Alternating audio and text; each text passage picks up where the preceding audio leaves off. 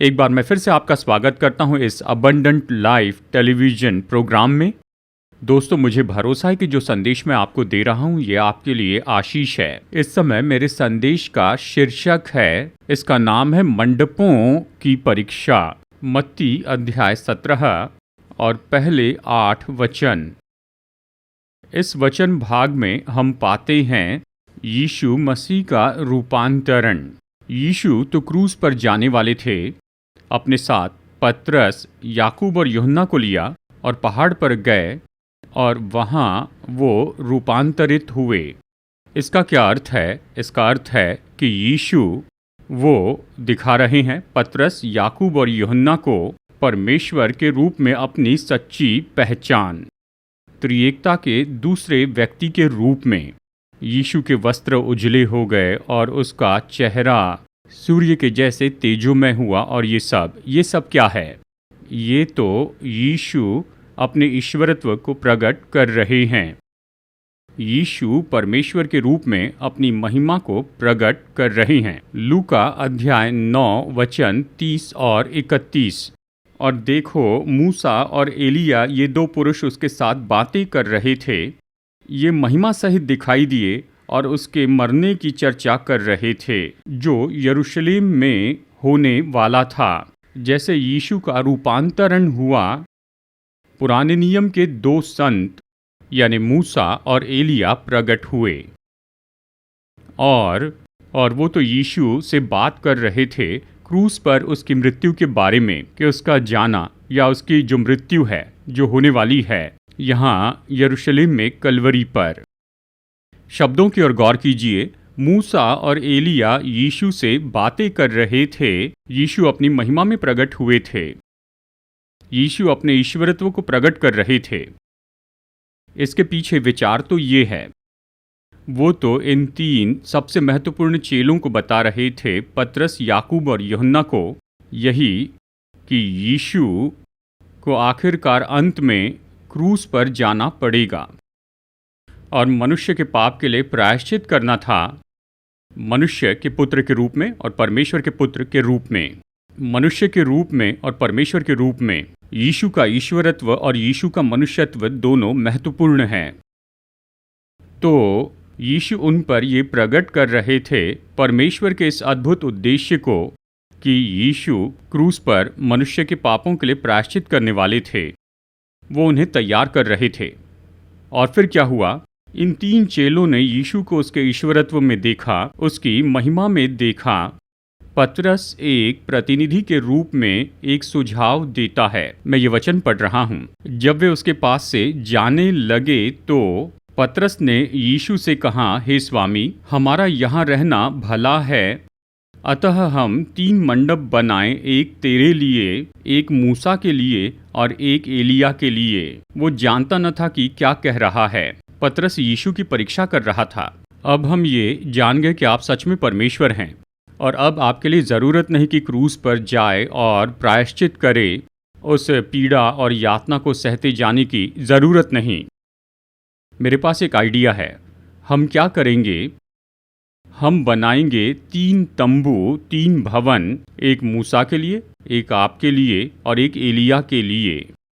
फिर हम आपको वहाँ पर रखेंगे। मूसा और एलिया के साथ अवश्य वो तो आत्मा में हैं, लेकिन आप एक व्यक्ति के रूप में इस भवन में, इस पहाड़ के ऊपर। यीशु, ये कितना अच्छा विचार है। हमें लोगों के पास जाने की ज़रूरत नहीं, लोग हमारे पास आएंगे क्योंकि वो जानेंगे कि आप ही सच्चे परमेश्वर हैं। वो आपकी आराधना के लिए आएंगे और आपको बहुत सा धन देंगे और निश्चय आगे जाकर वो धन हम सब ले लेंगे। ये उनका विचार था।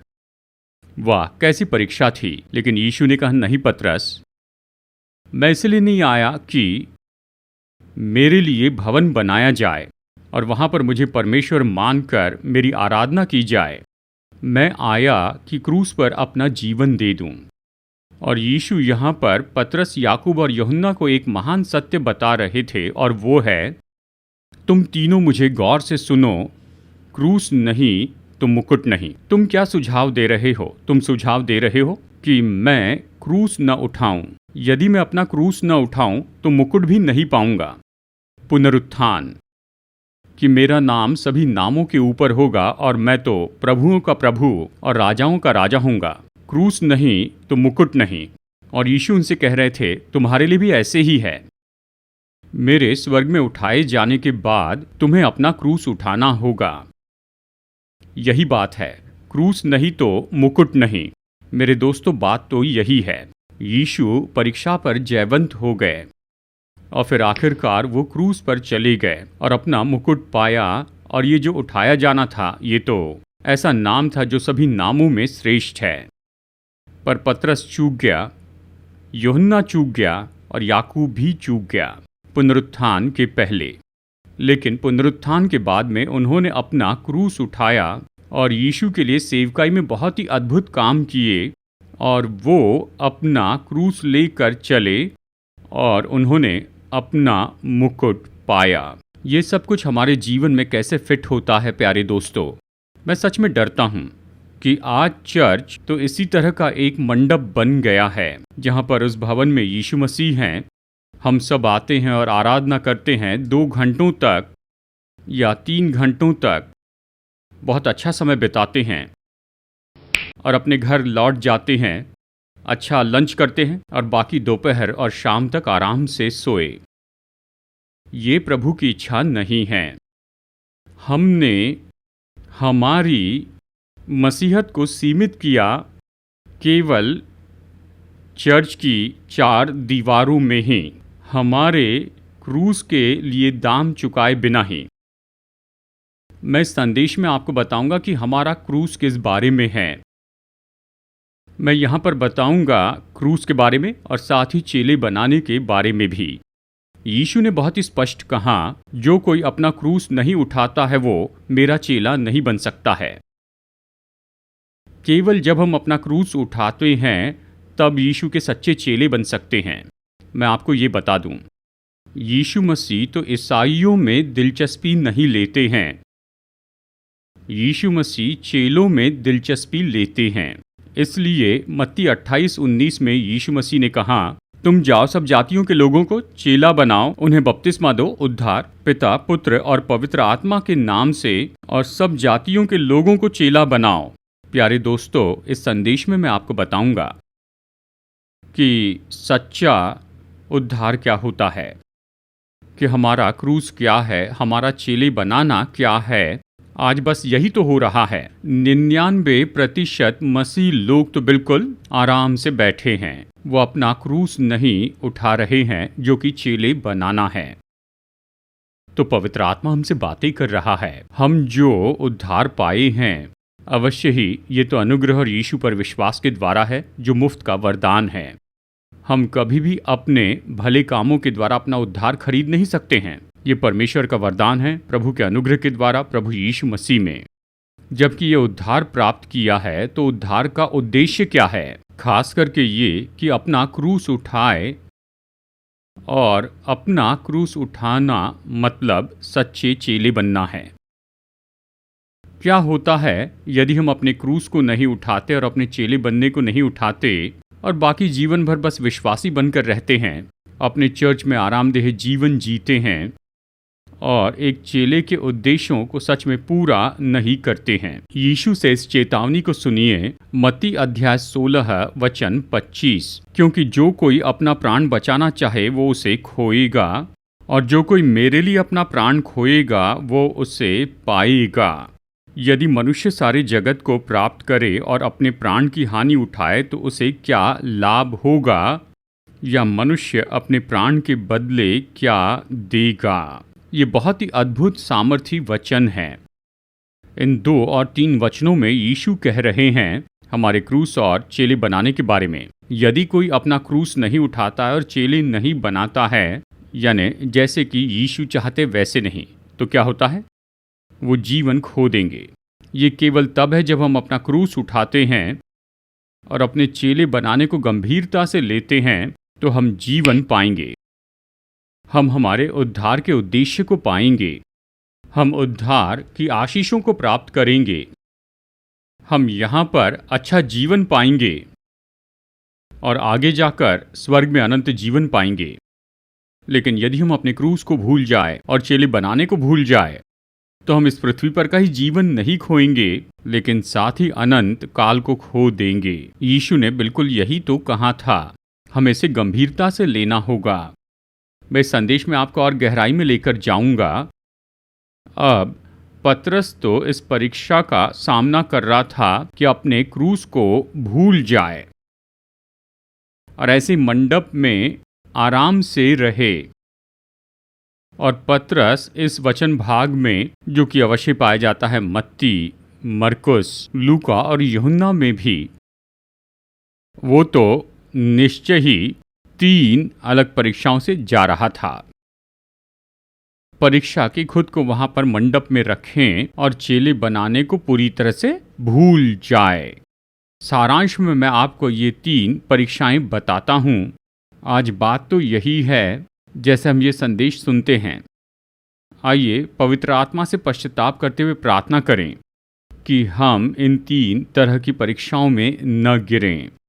यदि हम ऐसा करें तो हम अपना क्रूस भूल जाएंगे और चेले बनाने को भी भूल जाएंगे। सबसे पहली परीक्षा तो है चेले बनाने के मूल्य को भूल जाना। पतरस, याकूब और यूहन्ना और यीशु उस पहाड़ पर थे और यीशु का रूपांतरण हुआ। उन्होंने खुद को सच्चे परमेश्वर के रूप में दिखाया। तब पतरस ने कहा, यीशु, आपको क्रूस पर जाने की ज़रूरत नहीं है। जानते हैं ये कितना महंगा है, कितना कीमती है, ये कितने वेदना से भरा है। यदि प्रायश्चित यही है कि पापों के लिए दंड चुकाएं, तो वो दंड तो नरक है। हम स्वर्ग में नरक का अनुभव करेंगे, स्वर्ग में नरक का अनुभव करेंगे। आपको ये करने की ज़रूरत नहीं। मैं आपको आसान मार्ग दिखाता हूँ। मैं आपके लिए यहाँ एक भवन बनाऊँगा और मैं वहाँ पर आपको एक गुरु के रूप में रखूँगा। और जब आप गुरु होंगे, लोग आपके पास में आएंगे, आपकी आराधना करेंगे, तो यीशु आप चमत्कार करना, आप उन्हें आशीष देना और फिर वो बहुत सा पैसा भी देंगे और मैं वो पैसा लूँगा, क्योंकि ये जो तंबू है जिसका सुझाव पतरस दे रहा था, ये तो उसके अपने लिए था। मैं आपको वहाँ पर रखूँगा प्रभु। यहाँ पर बहुत शौहरत होगी, बहुत आराम होगा, बहुत पैसा होगा, आपके लिए आसान जीवन होगा। यीशु ने कहा, नहीं पतरस, मुझे मेरे क्रूस की कीमत चुकानी होगी। मुझे वेदना सहनी होगी। मुझे सच में पूरी मानव जाति के लिए नरक का अनुभव करना होगा कि क्रूस पर से मैं पापियों को क्षमा कर सकूँगा और आगे उन सभी को जो उद्धार के लिए मेरे पास में आते हैं। मुझे मेरे क्रूस की कीमत चुकानी ही होगी, नहीं तो फिर मैं उद्धारक नहीं हो सकता हूँ कि लोगों को उद्धार दूँ, उनके पापों से उन्हें क्षमा कर सकूँ। मुझे वो क्रूस सहना होगा और यीशु ने उसे सहा। प्रभु ने उस हरेक वेदना और यातना को सह लिया जो उस क्रूस पर थी। दोस्तों, जैसे आज हम इसे देखते हैं, आज के चर्च के सिनेरियो में हम सब इस परीक्षा में गिरते जाते हैं जिसमें पतरस गिरा था। हमने बहुत सुंदर चर्च बनाए हैं और चर्च में त्रिएकता है, पिता, पुत्र और पवित्र आत्मा। हर रविवार को हम आराधना के लिए आते हैं, 2-3 घंटों के लिए अच्छा समय बिताते हैं, घर जाते हैं और सो जाते हैं। इसमें कोई कीमत ही नहीं है। वाह! जब यीशु ने पतरस को चेले बनाने की कीमत के बारे में बताया, वो बात कर रहे थे कि पतरस का जो काम है वो केवल इन तंबुओं में ही सीमित नहीं रहता है, लेकिन पतरस, यहाँ तक कि जब यीशु क्रूस पर चले गए तो पतरस अपना क्रूस उठाए और यीशु के काम में मदद करें। और आखिरकार जब यीशु स्वर्ग में उठाए गए, पतरस को एक कीमत चुकानी पड़ी कि परमेश्वर के उद्देश्यों को पूरा करें, बाहर संसार में और साथ ही चर्च में भी। बस यही है। हम सभी के लिए चेले बनाने की कीमत, मेरे प्यारे दोस्तों, कि परमेश्वर के उद्देश्यों को पूरा करें, वहां बाहर संसार में यीशु के लिए गवाह हो जाएं। और और उसे पूरा करते हुए चाहे ये प्रभु राज्य का सुसमाचार घोषित करना हो या यीशु मसीह की शिक्षाओं को लेना हो, चाहे ये सेवकाई करना हो या कुछ भी हो, लोग हमें बुरा कहेंगे, लोग तो हम पर हमला करेंगे और कई बार लोग हमें मार देते हैं। यही तो कीमत है। तो इसके बजाय कि बाहर संसार में जाए और यीशु मसीह की सेवकाई को पूरी करे और कीमत चुकाए, लाखों और लाखों विश्वासी तो अपने चर्च में बहुत ही आराम से रहते हैं। मैं आपको ये सलाह दूंगा, जानते हैं शायद हमें वो कीमत न चुकानी पड़े जो शुरू के चेलों ने चुकाई थी। हाँ, सच में वो तो भूखे रहे, उन्हें जेल में डाल दिया गया, उन्हें कोड़े मारे गए और लगभग उनमें से सभी लोग शहीद के रूप में मारे गए। हमें ऐसा नहीं करना है, लेकिन सरल चेले बनाना, चर्च के रूप में और व्यक्तिगत रूप में, कि बाहर संसार में परमेश्वर के उद्देश्यों को पूरा करें और साथ ही चर्च में परमेश्वर के उद्देश्यों को पूरा करें। जानते हैं, चलिए अब मैं आपको चर्च के बारे में कुछ बताता हूं। हर रविवार आराधना की सभा में आने के लिए हमें कुछ कीमत चुकानी पड़ती है। समय पर आने के लिए हमें कुछ कीमत चुकानी पड़ती है। प्रार्थना सभा में उपस्थित रहने के लिए हमें अपना समय देना पड़ता है, हमारी योग्यता और हमारा धन भी। हमारे प्रार्थना के जीवन के लिए कीमत चुकानी पड़ती है। सेवकाई के लिए अपनी भेंटों को देने के लिए हमें कीमत चुकानी पड़ती है और हमें देना चाहिए इस तरह की भेंटें जो हमें चर्च के लिए और सेवकाई के लिए देनी चाहिए, बस ऐसे नाम के लिए छोटी भेंट नहीं। प्रेरित पौलुस कहता, अपना जीवन जीवित बलिदान चढ़ाए, खुद को पूरा दे दें। जब खुद को देते हैं तो जो आपके पास है सब कुछ देते हैं। तो यीशु आज आपसे और मुझसे बातें कर रहे हैं। आइए हम चेले बनाते जाएं, कुछ हद तक, कि परमेश्वर के उद्देश्यों को पूरा करे बाहर संसार में और साथ ही चर्च के अंदर भी। अब दूसरी परीक्षा तो ये है, बिना गुण के चेले बनाने की परीक्षा। गुण शब्द से मेरा अर्थ है चेले बनाने के ऐसे कुछ स्वभाव गुण, चेले बनाने की कुछ विशेषताएं। आज क्या समस्या है दोस्तों, सच में चेले बनाने के बारे में कोई शिक्षा नहीं है और चेले बनाने की बातों को लेने के लिए कौन से गुणों की, कौन सी विशेषताओं की बातों को हमें लेना चाहिए। यीशु ने चारों सुसमाचारों में बहुत स्पष्ट कहा है। हर समय जब वो अपने चेलों को सिखा रहे थे कि वो ऐसे कुछ गुणों और विशेषताओं को बढ़ाते चले जाएं, इसलिए कि वो सच्चे चेले बने। और सुनिए, केवल जब चेले इन गुणों में ऐसे बदलते जाएंगे तो वो चेले बनाने के उद्देश्यों को और उनके कर्तव्यों को पूरा कर पाएंगे। चेले बनाने के लिए कुछ खास विशेष गुण होने चाहिए। अपनी बाइबल में आप देखिए लूका अध्याय 9 और आखिरी वचनों में वचन 57 से वचन 62 तक। इन वचनों में यीशु चेले बनने की कीमत के बारे में कह रहे हैं और ये 3 बहुत ही अद्भुत ऐसे स्वभाव गुण हैं जिन्हें चेलों को बढ़ाते चले जाना है ताकि वो दाम चुका सके। दूसरे शब्दों में, चेले बनाने के अपने उद्देश्यों को पूरा करें। नंबर 1, खुद का इनकार करना। इन वचनों को सुनिए। यीशु ने उससे कहा, लोमड़ियों के भट्ट और आकाश के पक्षियों के बसेरे होते हैं, पर मनुष्य के पुत्र को सिर धरने की भी जगह नहीं। एक मनुष्य ने आकर कहा, यीशु आपके चेले के जैसे मैं आपके पीछे चलूंगा। और यीशु ने कहा, यदि तुम मेरे चेले बनना चाहते हो तो पहला स्वभाव गुण जो तुम्हें बनाना होगा वो है खुद का इनकार करना। मेरी ओर देखो, यीशु ने कहा, मैं तो खुद का इनकार करने का पूरा व्यक्तित्व हूँ।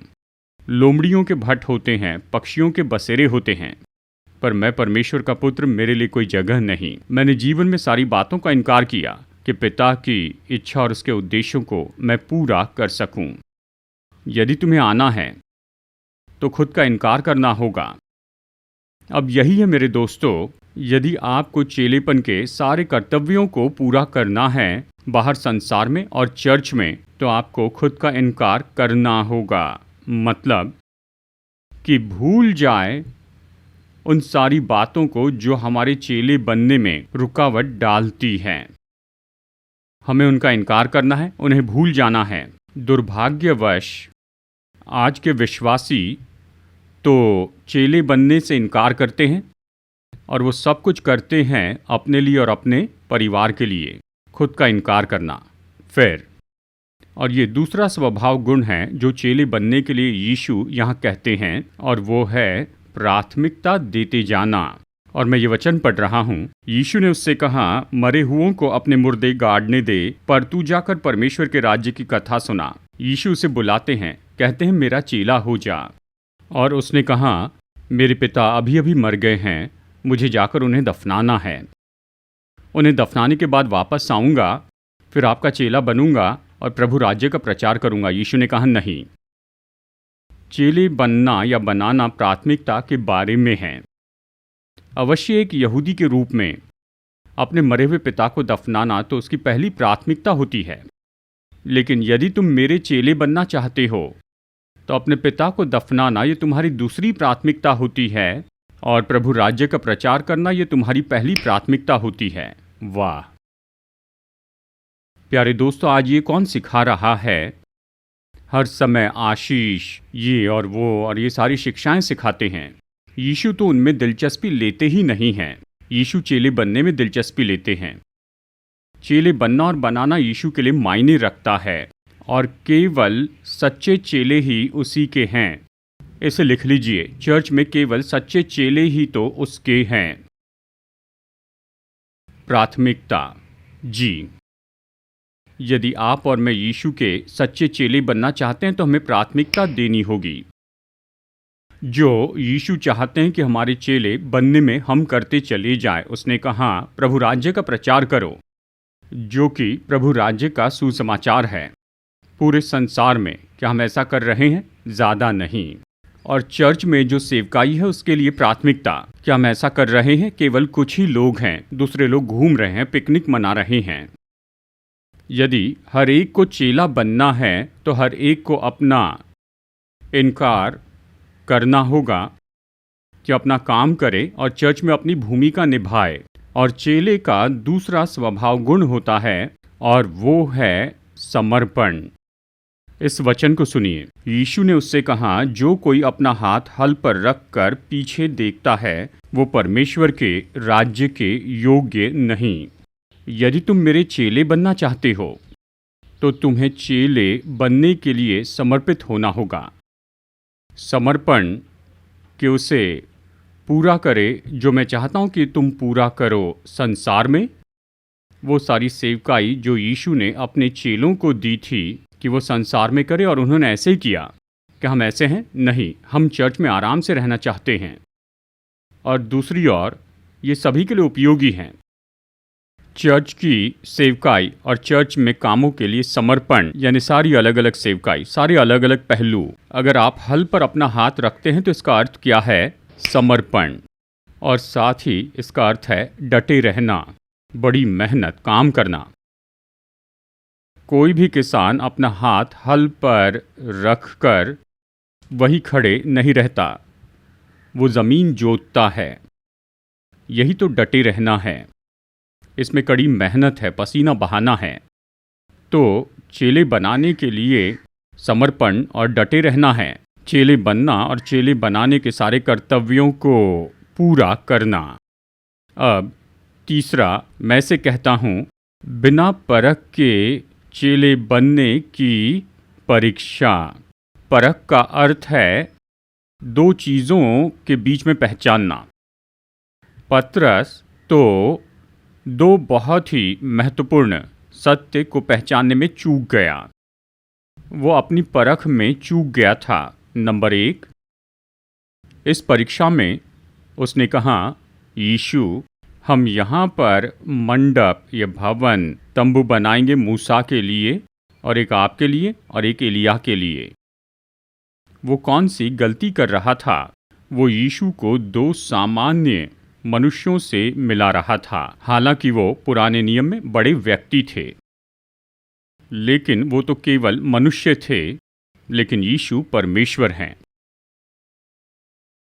पतरस तो इन तीनों को एक ही स्तर पर ला रहा था। यीशु सच में बहुत ही दुखी हुए होंगे।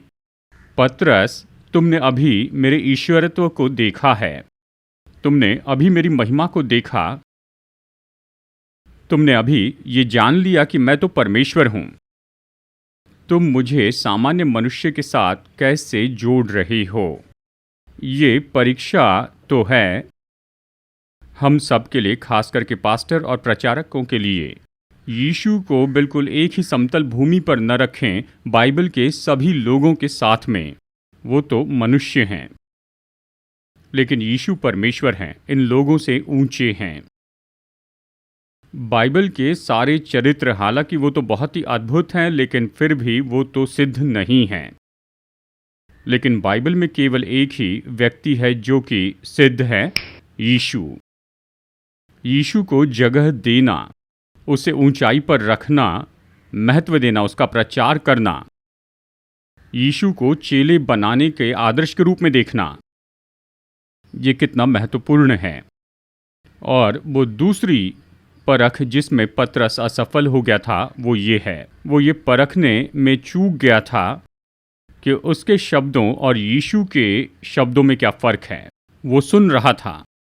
इस पूरे समय में यीशु उससे कह रहे थे, तुम्हें मेरा चेला बनना होगा, क्रूस उठाना होगा, मेरे पीछे चलना होगा, ये सब। उसने जीवन भर यीशु के इन शब्दों को सुना, और यहाँ इस पहाड़ पर वो अपने ही शब्दों को ज़्यादा महत्व देता है यीशु के शब्दों से बढ़कर। कोई भी परख नहीं थी, और शायद इसी कारण के लिए यहाँ इस घटना में वहाँ आकाशवाणी सुनाई दी, स्वर्गीय पिता की वाणी, और स्वर्गीय पिता ने कहा, तुम इसकी सुनो। दोस्तों, आइए सावधान हो जाएं। हम परख रखे यीशु के शब्दों में और हमारे शब्दों में, हमारे मसीह जीवन में। कभी हमारे शब्द नहीं, पर यीशु के वचन हो। और खास करके पूरी बाइबल में हम यीशु के वचनों को पाते हैं कि ये तो बहुत सामर्थी हैं, बहुत ही प्रभावी हैं चारों सुसमाचारों में। जो चेले बनना है, ये तो चार सुसमाचारों में यीशु के वचनों को प्राथमिकता देता है, और साथ ही बाकी पूरी बाइबल को भी वो मानते हैं। लेकिन प्राथमिकता क्या है? स्वर्गीय पिता ने कहा कि तुम उसकी सुनो। उसने चार सुसमाचारों में बहुत स्पष्ट कह दिया है कि चेले बनना क्या है, क्रूस क्या है, सेवकाई क्या है, कीमत क्या है, और स्वभाव गुण क्या हैं चेले बनने के लिए। तो उसकी सुनिए। दोस्तों, यदि हम यीशु के सच्चे चेले बनना चाहते हैं तो हमें खुद की सुनना बंद करना होगा, और ना ही शैतान की सुने, न संसार की सुने, चर्च के या चर्च के विश्वासियों के नामधारी बातों को न सुने। हमें केवल यीशु को सुनना चाहिए, उसके वचन। और जितना ज़्यादा हम यीशु के वचनों को पूरा करते चले जाएंगे, तो हमने अपने चेले बनने में अच्छा काम किया है। प्रार्थना करते हैं। बहुमूल्य परमेश्वर, स्वर्गीय पिता, आपकी स्तुति, सराहना और आराधना करते हैं। इस समय आपने जो वचन दिया उसके लिए धन्यवाद। आपने हम पर स्पष्ट किया है कि उद्धार तो मुफ्त में है, लेकिन उद्धार तो यह है कि हम अपना क्रूस उठाए, और क्रूस तो चेले बनना है, और चेले बनने में बड़ी कीमत चुकानी पड़ती है। चेले बनने में हमें कुछ गुणों को बढ़ाते चले जाना होता है, जैसे खुद का इनकार करना, प्राथमिकता, समर्पण और डटे रहना। और साथ ही चेले बनने में ज़रूरी है कि सही परख रखें कि हम आपको सबसे बड़ी प्राथमिकता दें हमारे प्रचार में, शिक्षा में, हमारे चर्च में और हमारे जीवन में। केवल आप ही को नहीं यीशु, लेकिन साथ ही प्राथमिकता दे आपके वचन, आपकी शिक्षा, आपकी आज्ञाओं को, चेतावनियों को, उस सत्य को जो आपने चारों सुसमाचारों में सिखाया है, और अवश्य ही पूरी बाइबल में भी। पवित्र आत्मा हमारे आत्मिक जीवन के लिए इस वचन पर आशीष दीजिए, और हमारे चेले बनने के लिए, क्योंकि हमारे उद्धारकर्ता प्रभु यीशु के नाम में हम मांगते हैं। आमीन।